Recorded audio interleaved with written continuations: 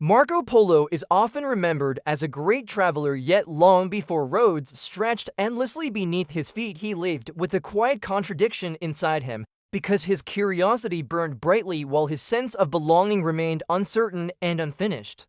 He was born in Venice, a city floating between water and sky, where merchants spoke in many tongues and ships arrived daily with strange goods, unfamiliar faces, and stories that sounded half true even to adults who pretended not to wonder. Growing up among canals and crowds, Marco learned early how easy it was to feel surrounded yet unseen, because movement filled the city constantly while understanding lagged quietly behind. Even as a child, he sensed that Venice was both a beginning and a pause, a place full of departure sounds and returning echoes, which made staying feel temporary even when one never left. This strange mix of comfort and restlessness shaped his inner world, because while he felt safe within familiar stone walls and family routines, his thoughts wandered far beyond what his eyes could reach. People noticed that Marco watched longer than others, often silent during conversations, storing images, voices, and gestures as though each detail might be needed later for reasons not yet clear.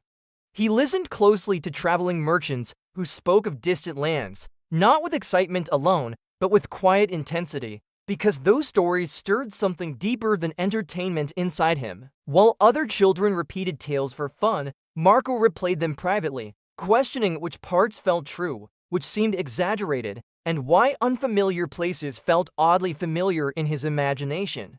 His home life, shaped by absence as much as presence, gently sharpened his awareness, because his father and uncle traveled frequently, leaving behind both freedom and unanswered questions. Marco learned that love could exist alongside distance, and that absence did not always mean abandonment, although it often left room for longing and private speculation.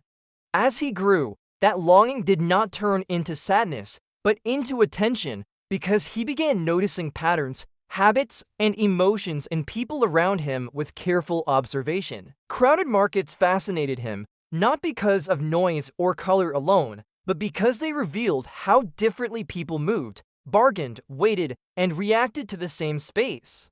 Marco slowly understood that the world was made of many versions of normal, each shaped by custom, language, and belief, which quietly challenged the certainty offered by his upbringing. This realization did not frighten him, but it unsettled him gently, because accepting many truths meant releasing the comfort of a single answer. He often imagined himself stepping into unfamiliar places, not as a hero or conqueror, but as a listener trying to understand why people lived as they did. Books and maps became companions rather than instructions, because they offered suggestions without closure, inviting questions rather than supplying final explanations. Marco's imagination grew layered and careful, shaped less by fantasy than by curiosity grounded in observation and patience. At times, he felt older than his years, not because he understood more, but because he sensed complexity where others saw simplicity. This sensitivity sometimes made him feel out of place among peers who preferred certainty, games, and clear rules over ambiguity. Rather than argue or withdraw, Marco learned to adapt quietly, blending in outwardly while continuing inward journeys unnoticed. He noticed that silence often allowed him to see more, because people revealed themselves when they assumed they were not being studied. Even family gatherings felt layered, as affection mixed with expectation, and Marco sensed that his future would likely differ from paths laid clearly before him. The idea of travel did not arrive suddenly, but grew slowly like a tide, shaped by repeated exposure rather than a single dramatic moment. He wondered whether movement changed people, or whether movement simply revealed who they already were beneath habit and comfort. These questions followed him through daily routines, turning ordinary moments into quiet rehearsals for unfamiliar experiences. Marco began writing notes not as records, but as ways to organize thought, because putting ideas into words helped him understand what he felt but could not explain aloud.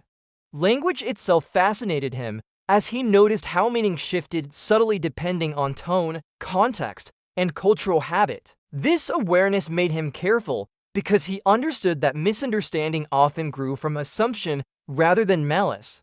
He paid attention to stories told by travelers, not only to their content, but to how listeners reacted, noticing excitement, disbelief, envy, or fear.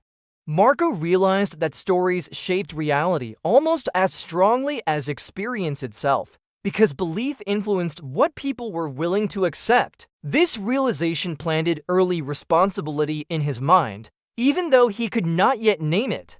He understood that observing was only the first step, and that understanding required patience, humility, and openness to correction. At times, Marco felt caught between worlds, belonging fully to none, yet this very tension sharpened his perception. Rather than resolve that tension, he carried it, allowing it to shape how he listened and learned. His youth passed not with dramatic rebellion, but with quiet preparation as curiosity slowly matured into intention. He sensed that answers lay beyond familiar shores, though he did not yet know what questions they would demand in return. The city that raised him continued to move around him, yet internally he began standing still, watching carefully as desire and readiness slowly aligned. Marco learned that movement without understanding was simply motion, while understanding without movement remained incomplete. This balance between thought and action became a silent challenge he carried forward. He noticed that waiting did not weaken his curiosity, but refined it. As opportunities whispered faintly around the edges of his life, Marco listened without rushing. He accepted uncertainty as part of growth rather than a problem to be eliminated. By the end of his youth, he was no longer simply absorbing the world, but quietly preparing to meet it. The stories he had listened to for years now pressed closer, no longer distant echoes, but possibilities waiting patiently. Without fully realizing it, Marco stood at the edge of departure, shaped not by impatience, but by accumulated attention and inward readiness. The moment of departure did not arrive as a shout or celebration, but as a quiet tightening inside him, because what he carried was not bravery alone, but years of watching, waiting, and learning how uncertainty could be endured rather than avoided. Travel quickly proved less romantic than imagined, as long roads demanded patience, unfamiliar customs challenged assumptions, and comfort faded. Yet Marco discovered that discomfort sharpened his attention instead of dulling his spirit. Each new place unfolded slowly, revealing itself through small details rather than grand displays, because understanding came from observing daily habits, shared meals, gestures of respect, and the rhythms of ordinary lives. Marco noticed how power expressed itself differently across lands, sometimes through ceremony, sometimes through silence, and sometimes through rules so deeply ingrained that no one remembered who had created them. He learned that curiosity alone was insufficient, because without humility it turned into judgment, and without listening it collapsed into noise rather than knowledge. As cultures shifted around him, Marco felt his own identity stretch, loosening from fixed definitions while gaining layers shaped by comparison rather than loyalty to one place. There were moments of loneliness that surfaced quietly at night, when familiar sounds were absent, yet these moments deepened his empathy instead of hardening his resolve. He understood that belonging could be temporary and still meaningful, because connection depended less on origin and more on willingness to learn. Language barriers taught him restraint, as he discovered that meaning often lived between words, carried by tone, context, and shared patience. Marco realized that misunderstanding did not always signal failure, but often marked the starting point of deeper insight. As distances grew longer, he became increasingly aware that returning unchanged was impossible, because experiences reshaped perception even when intentions remained constant. He observed rulers and ordinary people alike, noting how fear and hope influenced decisions regardless of rank, quietly challenging simple ideas of authority and control. The world revealed patterns, yet resisted simplification, teaching Marco that complexity was not confusion but reality itself. At times, he sensed skepticism following him, because stories grew larger with distance, and listeners often doubted what they had never witnessed. Rather than defend every detail, Marco learned to choose precision over exaggeration, trusting that clarity carried its own strength. Writing became both refuge and responsibility, because translating experience into words demanded care, balance, and honesty. He recognized that memory reshaped truth subtly, which required constant effort to separate observation from interpretation. The farther he traveled, the more he understood that discovery did not belong solely to the traveler, but also to the audience willing to listen. Marco felt tension between wonder and accuracy, as amazement tempted embellishment, yet integrity insisted on restraint. These inner negotiations shaped his voice, refining how he described unfamiliar customs without reducing them to novelty. He noticed how listeners leaned forward during certain moments, revealing which ideas challenged expectations and which reinforced comfort. This awareness sharpened his sense of narrative, teaching him that stories shaped understanding long after journeys ended. Marco realized that he was becoming a bridge rather than a destination, connecting distant worlds through careful description rather than conquest. Such a role carried quiet weight, because misrepresentation could create fear where curiosity once lived. Despite growing recognition, certainty remained elusive as Marco continued questioning his own interpretations. He accepted that truth could be layered, containing contradiction without collapsing into falsehood. As years passed, travel transformed from movement into perspective, allowing him to see connections where others saw division. Marco understood that his greatest journey occurred inward, reshaping how he perceived difference, authority, and himself. Returning closer to familiar lands did not reverse this transformation, because the lens through which he viewed home had irrevocably widened.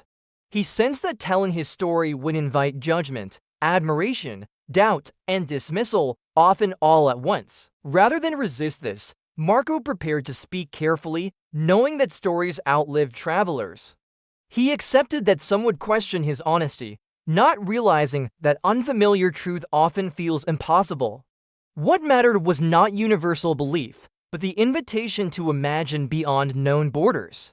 Marco's experiences taught him that curiosity planted gently could grow across generations. He recognized that his role was not to convince, but to reveal possibilities. The act of sharing became an extension of travel itself, bridging distances through attention and care. Marco felt responsibility settle quietly, not as burden, but as purpose shaped by experience. He understood that wonder needed grounding and that imagination required discipline. As his story reached listeners, it continued traveling without him, reshaping minds he would never meet. This realization humbled him, reminding him that journeys never truly end. He carried forward the knowledge that understanding remains unfinished by nature. Marco accepted that curiosity must remain open or it turns into certainty. His life became a reminder that exploration begins with listening. The world he described continued changing, yet the habit of observing remained timeless. In this way, Marco's journey expanded far beyond roads and borders. The quiet boy who once watched from the edges now shaped how others imagined the world.